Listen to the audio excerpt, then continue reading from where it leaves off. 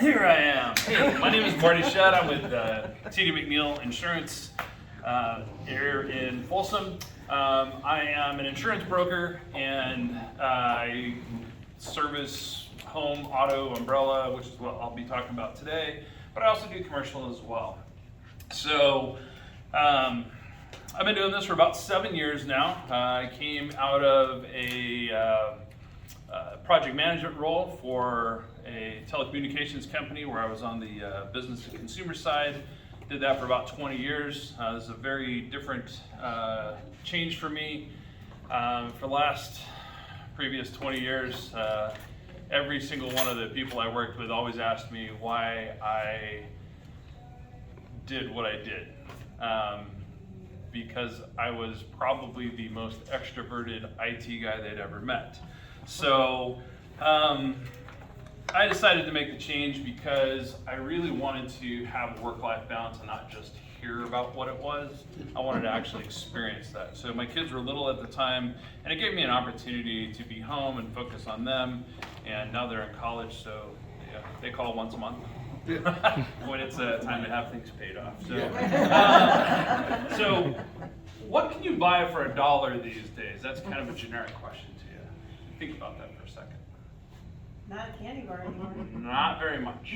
Not very much. Some might consider insurance an asset. Some might consider it a liability.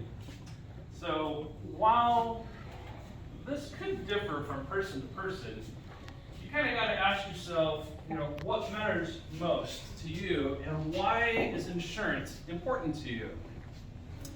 The importance of that is really an individual decision, if you will.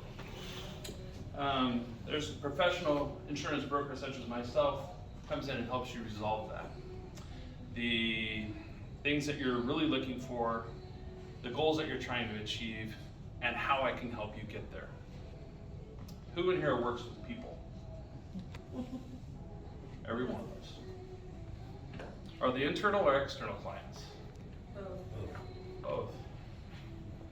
Either one. I'm sure each of you has at least one horror story that you can tell about any one of your clients. And we always remember the bad ones, but do you remember the good experiences that you have? Usually you can easily remember the bad ones, not always the good ones.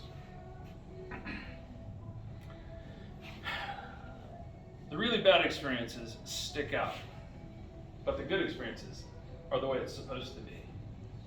How can you make a difference in what it is you do to have that be an experience your clients won't forget? How hard is it to find a trusted advocate in doing what it is you do? Each one of us does something different in this room. That's why we're here, to collaborate together. When you are looking for your product,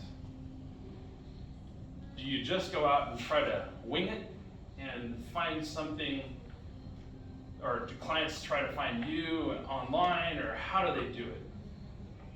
The important thing is that they should be able to find a professional that helps them get what it is they're looking for as quickly as they can, so they can move on with doing what they do on a daily basis and not have to worry about what you do on a daily basis as a professional. People depend on you to give them your best, whether it's your first interaction or whether you've been together for years. In a utopian world, we would love to have clients tell stories about us and why we're so awesome, and businesses coming in so much that you can't even get stuff done. What do you do? What do you do? It's a question. What do you do? Paul, what do you do?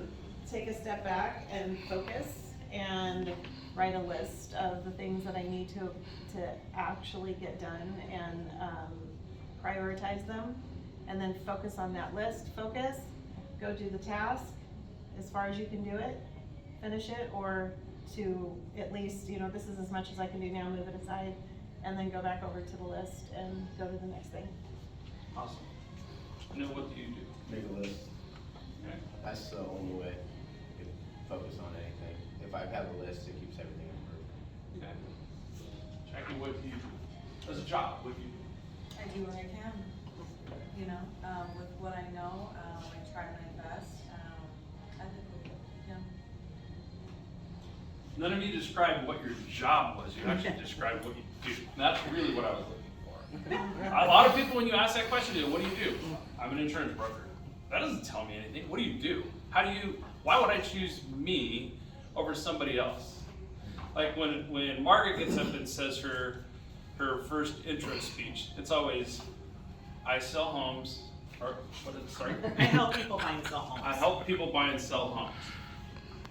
That is kind of the broad picture of what she does, but if you've ever worked with Margaret, there's a lot that she does to make herself different than the next person.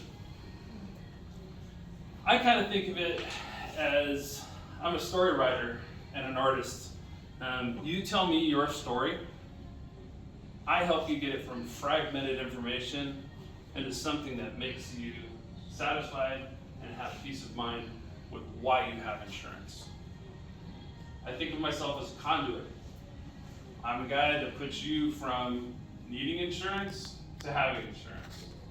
If you own a home, likely you have a mortgage.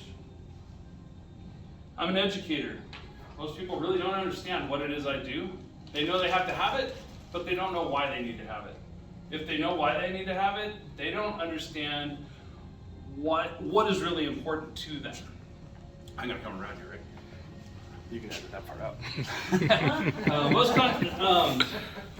You don't want to get bogged down in the history and nuances of what I do. That's kind of boring.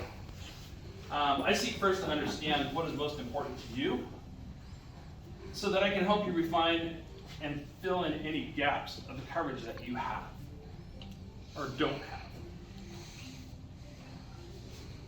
In today's California insurance world, insurance carriers are really strict, stricter than they've ever been in the past.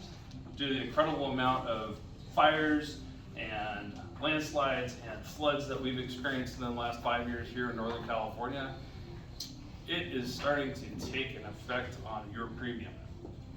As many of you have noticed, your home insurance has gone up, your auto insurance has gone up, and I get calls every single day asking me, why has it gone up? I haven't had a claim.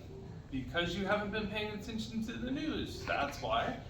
It happens. Everything has gone up. Milk, gas, whatever. It's all gone up. And we, as a properly insured auto client, you are paying what you should be paying for your auto. If your limits are super low, if you have like the state minimum, you're paying for the people who are just like you. If you have better coverages, you're also paying for the people who don't have better coverages. Because if you get an auto accident, $15,000, which the state minimum is $15,000 per person, $30,000 per accident, your accident is not going to cost you $15,000. That barely covers an ambulance coming out and being on scene and not even taking you to the hospital. It's just really expensive. So you need to understand what coverage you actually need to have in the event of a catastrophic event.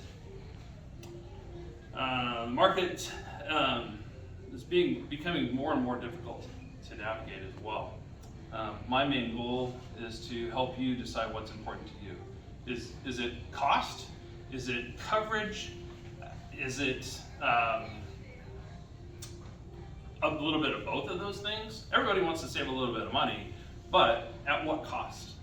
So if you're saving $100 now, is that potentially going to cost you several $100,000 in the future?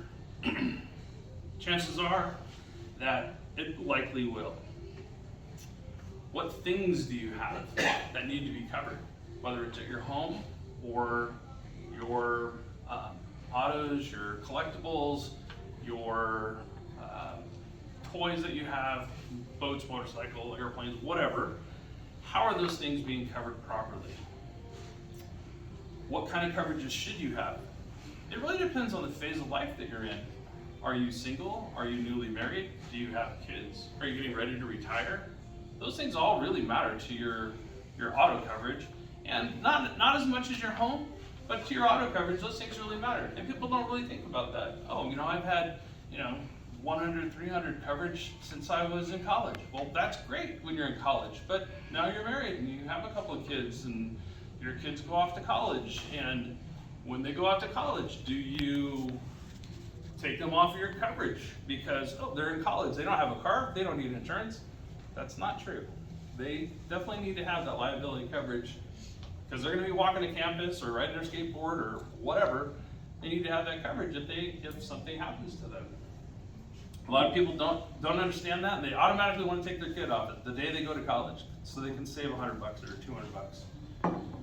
Being that we live in a very sue-happy state, the one thing that most people don't think about too often is liability coverage, or excess liability coverage, also known as an umbrella policy. So your umbrella policy is just exactly what it is. It covers your home and your auto so that it adds additional protection to you. If you have assets that are worth protecting, they're not going to come after you if you don't have any. If you get in an accident, nobody's going to come after you if you don't have any money. But if they realize that you have some money and however their lawyer gets a hold of that information, they will come after you to try to get as much money as possible out of you. Having that umbrella coverage is definitely worth it, and it's less than $1 a day. That's it. Crazy. Right on.